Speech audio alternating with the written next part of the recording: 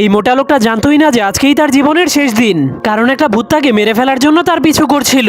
কিন্তু সেই ভূতটাও জানতো না যে এই লোকটাই ছিল পৃথিবীর সব থেকে ভাগ্যবান মানুষ।